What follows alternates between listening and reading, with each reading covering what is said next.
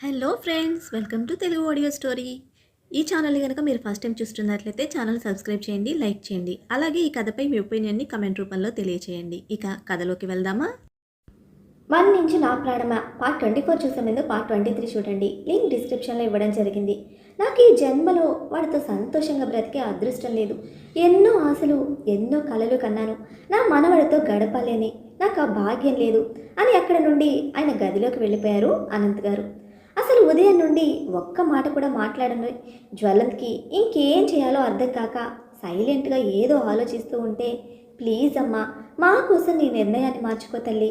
అంతగా కావాలనుకుంటే నువ్వు ఇక్కడికి వచ్చినప్పుడు కండిషన్స్ పెట్టావు చూడు, నీ డబ్బుతోనే వాడిని చదివించాలి అని, అలానే చదివించుకో. అంతగా అనుకుంటే నువ్వు హాస్టల్లో ఉన్నావు అనుకొని మాకు ఎంతో కొంత ఇవ్వు, తీసుకుంటాము. కానీ నువ్వు మా కళ్ళ ముందుండడమే మాకు కావాలి. నువ్వు వాడు ఇక్కడ ఉంటే చాలు, అంతకంటే ఏ ఒక్కర్లేదు అని అన్నారు సునంద గారు.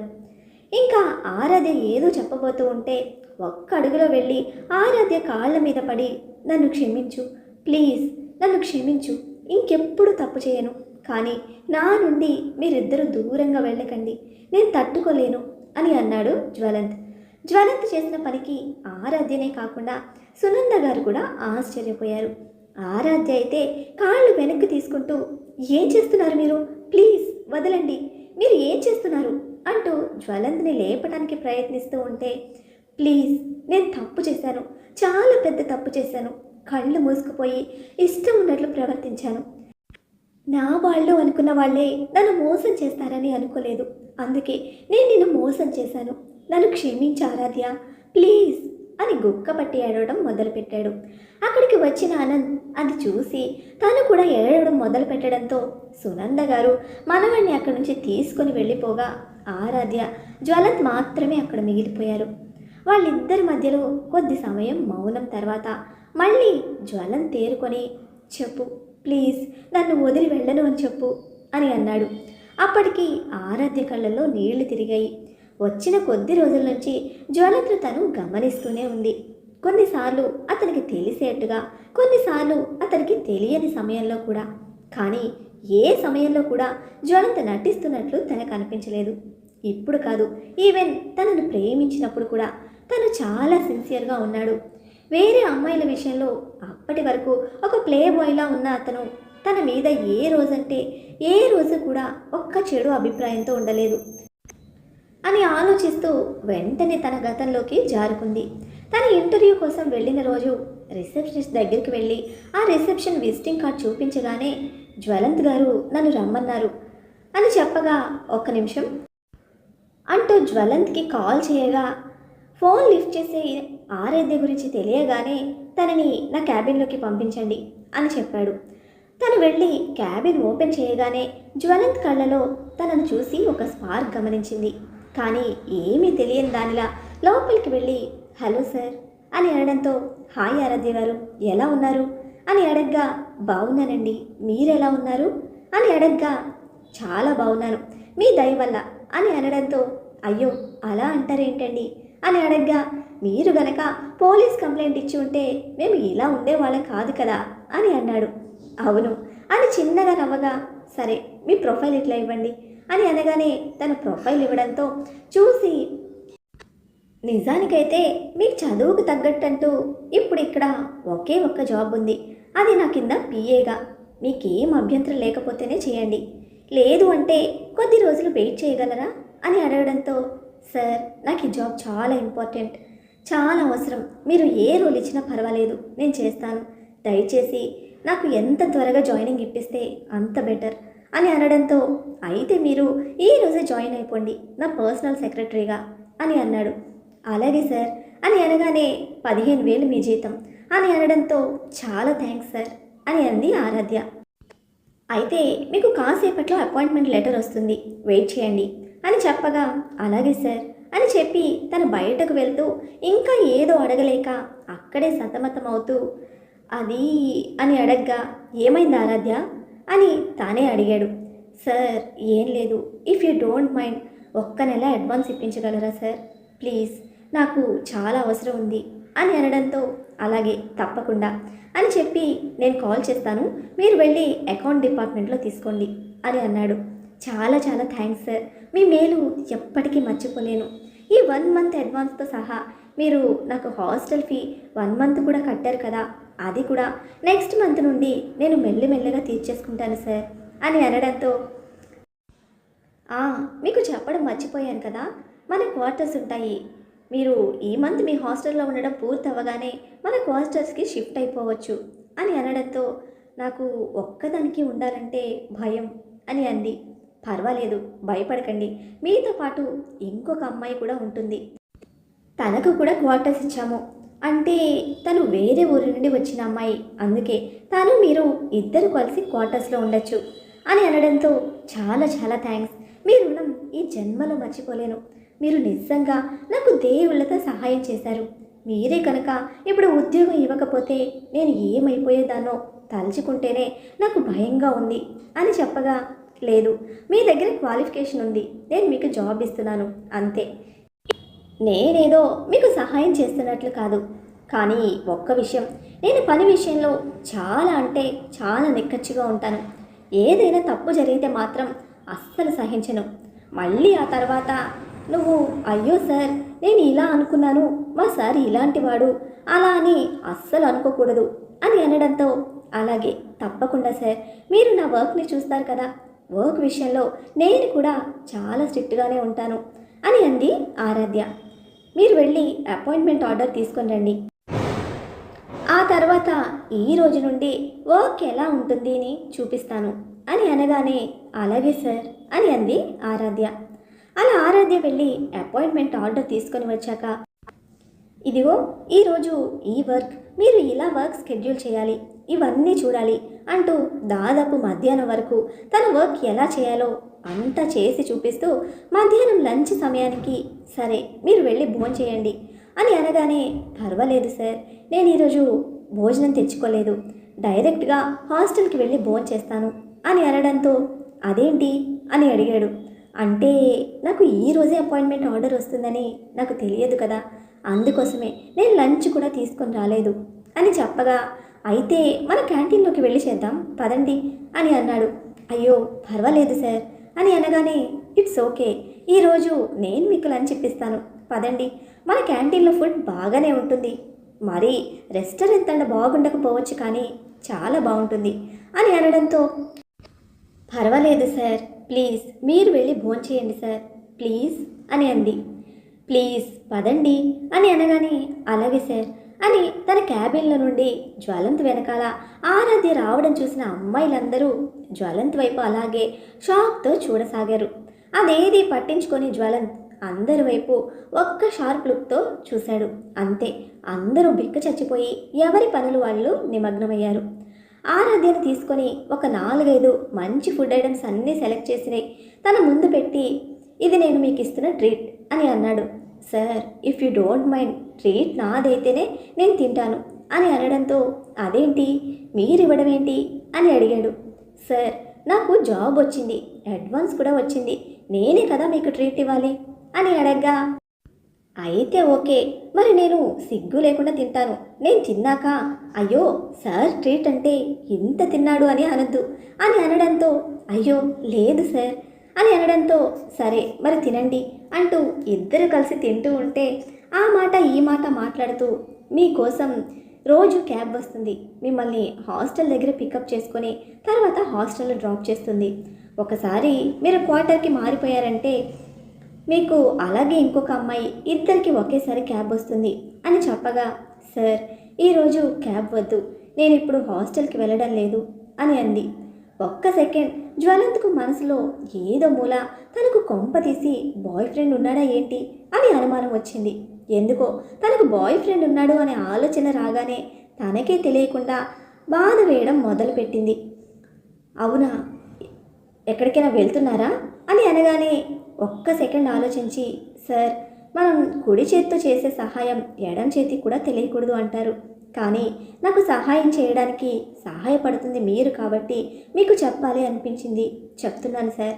నేను పెరిగిన అనాథాశ్రమానికి నేను ప్రతి నెల ఎంతో కొంత డబ్బు ఇస్తాను, నాకు వచ్చిన జీతంలో కొంతలో కొంత సేవ్ చేసి ఇస్తాను. 2 నెలల నుండి నాకు జాబ్ లేక నేను ఇవ్వలేదు. అందుకే మీ దగ్గర అడ్వాన్స్ తీసుకున్నాను. ఈరోజు ఆనందంగా వెళ్ళి అక్కడే భోంచేసి ఈ డబ్బు ఇచ్చేసి హాస్టల్కి వెళ్ళిపోతాను అని అంది. అస్సలు ఆరాధ్య క్యారెక్టర్కి ఇంకా పూర్తిగా ఫిదా అయిపోయాడు జ్వలంత్. తను కష్టాల్లో ఉన్నా కూడా ఇంకొకరి కష్టాన్ని గురించి ఆలోచిస్తున్న ఆరాధ్యను చూస్తూ ఉంటే తెలియకుండానే తనకు చాలా అంటే చాలా గర్వంగా అనిపించింది. ఆరాధ్యను పొగడకుండా ఉండలేక really you are great, really great అని అన్నాడు జ్వలంత్. అయ్యో అదేం లేదు సార్, ఆ ఆశ్రమే కనుక లేకపోయి ఉండుంటే అసలు నేను రోడ్డు మీద ఉండేదాన్ని. అందుకే ఆశ్రమానికి నేను రుణం తీర్చుకుంటున్నాను. అంతేకాని నేను పెద్దగా ఆ ఆశ్రమానికి తిరిగి ఏం చేయడం లేదు. నా లైఫ్లో నాకు ఒకే ఒక యాంబిషన్, ఆ ఆశ్రమంలో కొంతమంది పిల్లలనైనా నా డబ్బుతో దత్తత తీసుకొని వాళ్ళకు చదువు సంధ్యలు చెప్పించి వాళ్ళ ద్వారా ఇంకొంతమందికి సహాయపడాలి అనుకునేదే నా ఆశయం అని అనడంతో డెఫినెట్లీ అన్నాడు. అలా వాళ్ళిద్దరూ భోజనం చేశాక క్యాంటీన్లో బిల్లు కట్టడానికి వెళ్ళిన ఆరాధ్యకు చాలా తక్కువ బిల్లు కనపడగానే షాక్తో, అదేంటి సార్, మనం ఇంత తిన్నా కూడా అంత తక్కువ బిల్ అయింది అని అడిగింది. ఇది క్యాంటీన్ ఆరాధ్య, చెప్పాను కదా రెస్టారెంట్ కాదు, అందుకే తక్కువనే బిల్ అయింది అని అనగానే అవునా అని అనుకుంది. అలా సాయంత్రం 5 వరకు వర్క్ చేశాక, సార్ ఈరోజు నేను కాస్త త్వరగా వెళ్తాను, డోంట్ మైండ్ అని చెప్పడంతో ఇట్స్ ఓకే వెళ్ళండి, మిమ్మల్ని ఆ ఆశ్రమం దగ్గర మన క్యాబ్లో డ్రాప్ చేస్తారు, మీరు ఉన్నంత సమయం ఉండి ఆ తర్వాత మీరు వెళ్ళిపోండి అని చెప్పగా, ప్లీజ్ సార్ వద్దు అని అంది. తను ఎంత చెప్పినా వినలేదు. ఇక తప్పక క్యాబ్లో వెళ్ళిపోయింది ఆరాధ్య. మొదటి రోజే ఆరాధ్యకు జాబ్ దొరకటం, వాళ్ళిద్దరూ కలిసి తినటం, ఆరాధ్య క్యాబ్లో వెళ్ళటం, ఫార్మాలిటీస్ పూర్తి కాకుండానే తనకు అన్ని ఫెసిలిటీస్ లభించడం చూస్తున్న జ్వలంత్ ఆఫీస్ వాళ్ళందరికీ మాట్లాడుకోవడానికి ఒక హాట్ టాపిక్ దొరికింది. సునంద గారి చేతుల్లో నుండి పరిగెత్తుకు వచ్చిన కొడుకు ఆరాధ్య మీద వాలిపోగానే గతంలో నుండి బయటకు వచ్చి చూసేసరికి ఇంకా జ్వలంత్ తన కాళ్ళ దగ్గరే ఉండడంతో, ప్లీజ్ మీరు పైకి లేవండి, ఇలా చేయకండి అంటూ జ్వలంత్ను పైకి లేపి తన పక్కనే కూర్చోపెట్టుకొని, ఒకసారి మీరు నా ప్లేస్లో ఉండి ఆలోచించండి అని అడిగింది ఆరాధ్య. జ్వలంత్ సైలెంట్గా ఏడుస్తూనే ఉండడంతో జ్వలంత్ను ఓదారుస్తూ, సరే చూద్దాంలేండి, ఇప్పుడు ఇలా బాధపడకండి ప్లీజ్ అని చెప్పి తన గదిలోకి వెళ్ళిపోయింది. ఆ రోజంతా ప్రతి ఒక్కరికి కాళరాత్రిగానే మిగిలిపోయింది. ఎన్నెన్నో ఆలోచనలు, మరెన్నెన్నో బాధలు. ఒకరు గతంలోకి జారుకుంటే మరొకరు భవిష్యత్తు ఎలాంటి అంధకారంగా మారుతుందో అని ఆలోచనలో ఉండిపోయారు. మరొకరు ఎలా ఆరాధ్యను ఆపాలా అని చూస్తూ ఉంటే ఇంకొకరు వీటన్నిటిని దాటుకోవడం ఎలా అనే ఆలోచనలో సతమతమవుతూ ఎక్కడి వాళ్ళు అక్కడ గడిపేశారు. మరునాడు ఉదయం అందరూ లేచిన తర్వాత సునంద గారి ఇంటి నుండి కాల్ వచ్చింది. ఆ కాల్ సారాంశం సునంద గారి తండ్రి మరణం. ఆ విషయం తెలిసిన వెంటనే ఆవిడని ఆపటం ఎవ్వరి తరం కాలేదు. అసలు అక్కడే కూలబడిపోయారు, స్పృహ తప్పి పడిపోయారు. ముందుగా ఆవిడకి ఫస్ట్ ఎయిడ్ చేయించి ఆవిడని లేపాక కోడల్ని పట్టుకొని గట్టిగా ఏడుస్తూ ఉంటే ఆవిడని ఆపటం ఎవరికైనా కష్టంగా అనిపించింది, ఈవెన్ ఆరాధ్యకు కూడా. ఇక వెంటనే వాళ్ళ ఊరికి ప్రయాణం మొదలు పెట్టాలి అని అనుకుంటూ అనంత్ గారు ప్రయాణానికి ఏర్పాట్లు చేశారు. అక్కడ దాదాపు 10 రోజులు ఉండవలసి రావడంతో అందరూ బట్టలు సర్దుకుంటూ ఉంటే ఆరాధ్యకు వెళ్ళడానికి కూడా తన బట్టలు సర్దుకున్నా తనను చూసిన అనంత్ గారు, నువ్వు కూడా వస్తున్నావా తల్లి అని అడగ్గా, ఇప్పుడు అత్తయ్యకు నా అవసరం చాలా ఉంది మావయ్య, అత్తయ్య కోసం తప్పకుండా వస్తాను అని అనగానే ఆయన కాస్త అటు ఇటు ఆలోచించి, ఒకవేళ అక్కడ ఎవరైనా ఏదైనా అన్నా కూడా మనసుకు తీసుకోకు తల్లి, నువ్వు అత్తయ్య గారి కోసమే వస్తున్నావు అన్న విషయం గుర్తుపెట్టుకో అని అనడంతో, నాకు తెలుసు మావయ్య గారు, ఊర్లో పరిస్థితులు ఎలా ఉంటాయో అని నేను అర్థం చేసుకోగలను, మీరు నా గురించి ఏమీ కంగారు పడకండి, నేను చూసుకుంటాను అని అంది. అలా నలుగురు పిల్లాడితో పాటు విషయం తెలిసిన గంటలోపు బయలుదేరారు. వాళ్ళు ఊరికి చేరుకునేసరికి దాదాపు మధ్యాహ్నం 1 గంట అయింది. ఆ ఊర్లోకి వెళ్ళే కంటే ముందే ఇంకొక చిన్న టౌన్ రావడంతో ఆరాధ్యని అనంత్ గారితో, మావయ్య అక్కడికి వెళ్తే తినడం కుదరదు, అత్తయ్య గారు ఆల్రెడీ చాలా నీరసంగా ఉన్నారు, ముందు అత్తయ్య గారికి ఏమైనా తినిపిద్దాము, తర్వాత అక్కడికి తీసుకుని వెళ్దాం, లేదా సాయంత్రం వరకు ఏమీ తినడం కుదరదు, అత్తయ్య గారు మళ్ళీ నీరసపడిపోతారు అని అనడంతో ఒక హోటల్ ముందు కారు ఆపి సునంద గారికి బలవంతంగా తినిపించారు. ఆ తర్వాత ఆరాధ్య వద్దు అని చెప్తున్నా కూడా తనని కూడా తినమని అందరూ ఎంతో కొంత తిన్నాక వాళ్ళ ఊరికి ప్రయాణం మొదలుపెట్టారు. వాళ్ళు చేరుకునేసరికి ఆల్రెడీ సునంద వాళ్ళ తమ్ముడు మరదలు దత్తు కూడా వచ్చి ఉండడంతో వీళ్ళు చేరుకున్నాక సరిగ్గా గంట సమయంలో జరగవలసిన అంతిమయాత్ర మొదలుపెట్టేశారు. అంతిమయాత్రలో సునంద గారి కుటుంబం మొత్తం పాల్గొంది. అలా సునంద గారి తండ్రి అంత్యక్రియలు పూర్తయిన తర్వాత అందరూ అక్కడ దగ్గరలో ఉన్న ఒక చిన్న వాగులో స్నానం చేసి ఇంటికి ప్రయాణమయ్యాక